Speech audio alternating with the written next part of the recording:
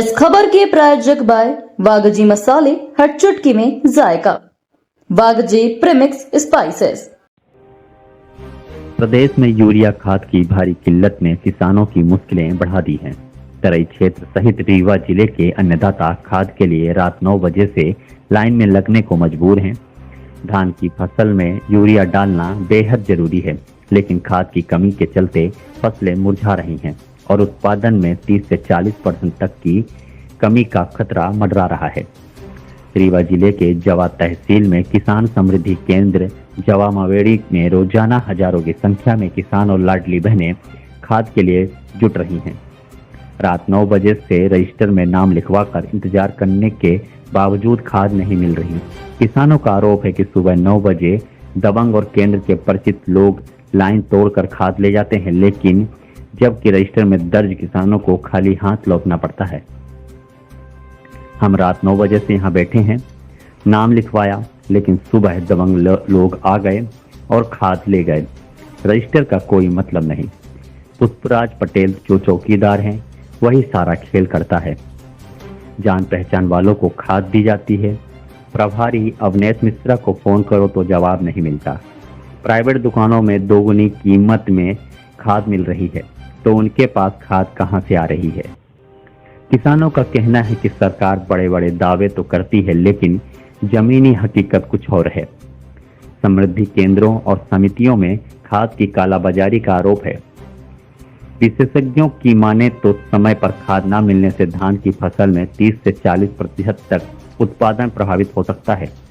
इससे न केवल किसानों को नुकसान होगा, बल्कि ग्रामीण अर्थव्यवस्था पर भी गहरा संकट छा सकता है। सवाल यह है कि जब प्राइवेट दुकानों में दोगुनी तिगुनी कीमत पर खाद उपलब्ध है, तो सरकारी केंद्रों में यह किल्लत क्यों? क्या यहाँ कालाबाजारी का खेल है? सरकार और प्रशासन की चुप्पी से किसानों का गुस्सा बढ़ता जा रहा है। अगर यही हाल रहा तो अनाज की कमी और महंगाई का संकट भी गहरा सकता है।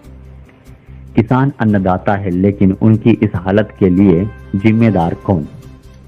क्या सरकार इस संकट का समाधान करेगी या यह सिर्फ कागजी वादों तक सीमित रहेगा? यह सवाल हर किसान के मन में है। कमल खान सर कहाँ से आए हैं? से सर ये खाद के लिए आप आए हुए, क्या समस्या हो रही है? यहाँ 9 बजे रात पे आए। एक रजिस्टर था, लोग यहाँ रजिस्टर रखे थे, उसमें एंट्री करवाए कि ठीक है कि जब जैसे आए अपना एंट्री करवाते जाए। एंट्री हो गई। हम लोग तो इस इंतजार में थे कि रजिस्टर की एंट्री हुई, इस तरह से हम लोगों का नंबर लगेगा। यहाँ जब 9 बजा तो यहाँ के जो लोकल लोग हैं, स्थानीय लोग, वो बोले कि लाइन पे जो जैसा खड़ा हो जाएगा वैसे, तो हम लोगों को धक्का मार के बाहर कर दिए।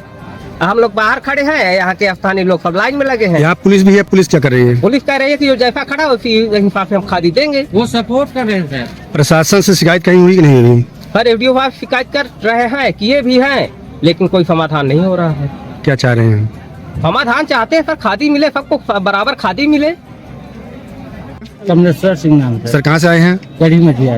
यहाँ खाद के लिए आए, क्या समस्याएं हो रही है? यहाँ भारी समस्या सर, हम लोग 9 बजे रात से यहाँ आए हैं और जो जैसे किसान आया उनका नाम उसी तरह दर्ज अपना अपना किसान कराते गए, लेकिन यहाँ कुछ दमंग लोग आए, ये 9 के लगभग दारूच, ये क्या करते हैं, यहाँ से खादी ले करके और खादी बेचते हैं 500 650 में बेच कर ये दारू, ये पुलिस वाले भी, ये जो कर्मचारी हैं, ये दारू पीते हैं, यही कालाबाजारी ये कर रहे हैं। इसलिए हम किसानों को खादी ये नहीं दे रहे हैं।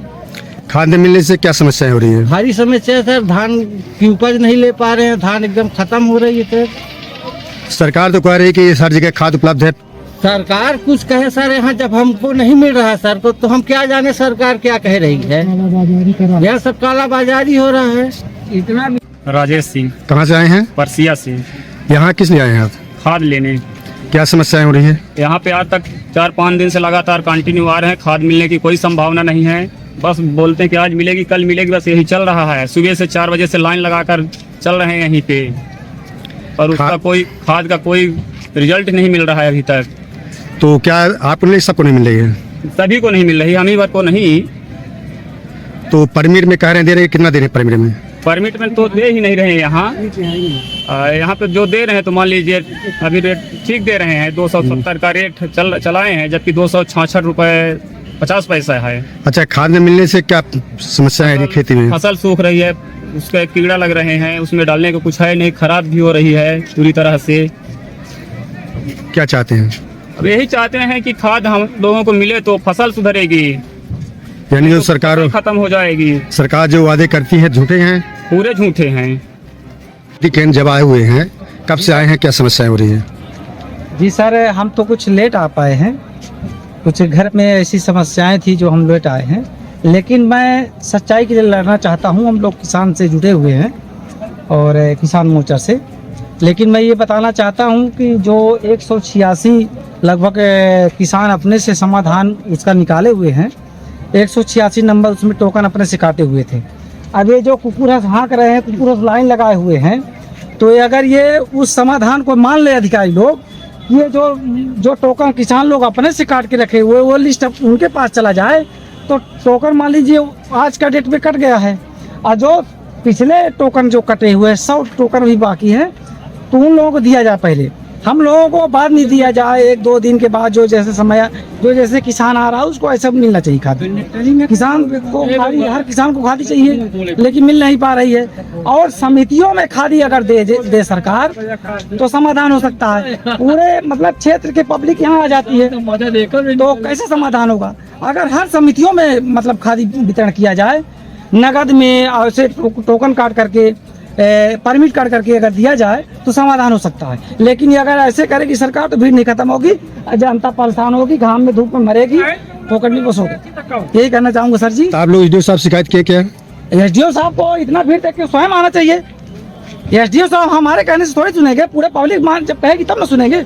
एसडीओ साहब अधिकारी है, वो जनता के, किसान के अधिकारी है, उनको आना चाहिए यहाँ पे। क्यों नहीं आते? खाली वो 4-6 कर्मचारी भेज दिए 100 नंबर वाले, बस हो गया। तो क्या पुलिस व्यवस्था कर रही है? पुलिस कोई व्यवस्था नहीं करी। जो पिछले जो टोकन कटे हुए सर, आप करके देख लीजिए, मतलब जो दबंग जो जैसे आदमी है, वो टोकन जो कटा हुआ वो भी लाइन पे नहीं लगा हुआ है। मैंने अभी उनसे पूछा, हम कहने ये बताइए टोकन नंबर से आप दे रहे हैं, कैसे दे रहे हैं? हम कहने ये बताइए जो 86 नंबर और आपके पास है, वहाँ पे पहुँचे हो काउंटर पे, उनको आप दे रहे हैं तो कैसा? तो कहीं जो जैसा लाइन लगा वो टोकन के आधार पर नहीं बटेगा, जो जैसा लाइन लगा उसके आधार पर बटेगा।